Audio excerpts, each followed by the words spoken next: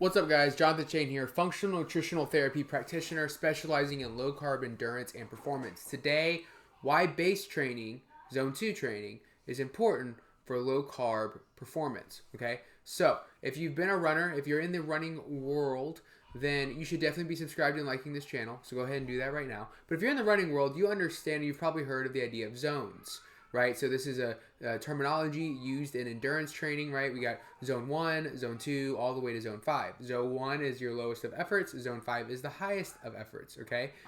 This kind of helps us understand heart rate in relation to effort, in relation to energy systems, all right? So there's two main energy systems. There's your aerobic and your anaerobic. There's other ones, but for this conversation, we'll talk about those two. Aerobic means with oxygen. So aerobic is fatty acids and then some glucose. Anaerobic is only glucose because fatty acids need oxygen in order to be turned into ATP. And so your aerobic system bypasses that when you can't get oxygen fast enough, okay? The higher the effort, the more you get out of aerobic and the more you get into anaerobic, okay? And so when it comes to endurance, we want our aerobic system to be as efficient as possible. We want our lower zones to be as efficient as possible. That's any runner. Doesn't matter their nutrition, doesn't matter their diet. That is across the board. We want to what's called base build, all right? Now, when it comes to low carb runners, when it comes to fat adapted runners, this conversation becomes even more important because this is where your advantage is. If you can dial this in, this is where your advantage comes, okay? Because as a fat adapted athlete, your diet is mostly fat. Even if you're, peaking for a race or you're in heavy training and your carbs are above 100 every day or whatever, you're still going to be eating 50% of your diet coming from fat. That is pretty normal for a low carb endurance athlete. And so your diet is still predominantly fatty acids.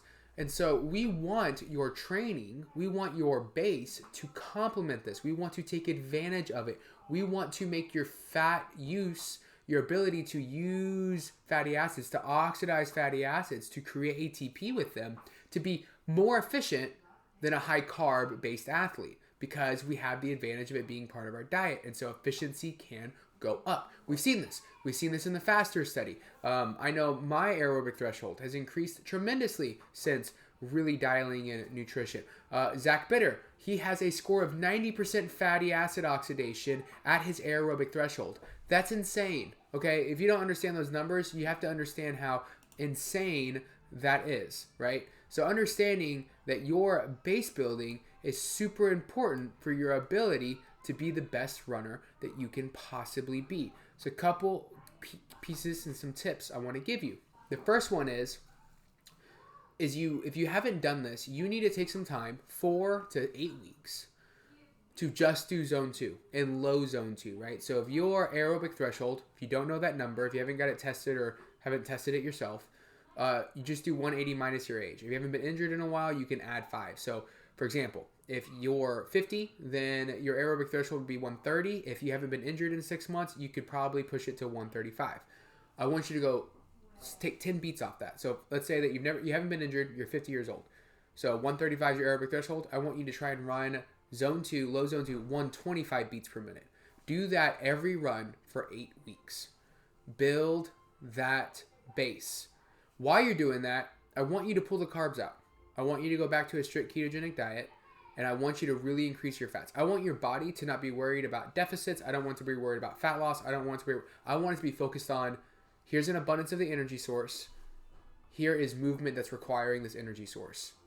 Let's get synergistic and let's get efficient.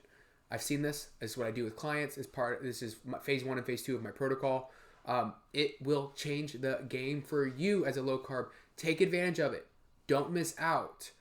Utilize it and then build speed on top of a strong aerobic base so that you can run faster for longer. Okay? All right. If you need help with this, schedule a call. Call's free. Schedule it. I'd love to chat with you. I'd love to hear about your race goals. So many athletes are coming on. Got a great community growing. Would love to have you. Would love to see you thrive in success and educate you even more as this pertains to you as a unique individual. So I appreciate y'all. Thanks for watching. I hope this gave you some insight and gave you some direction. See you in the next one.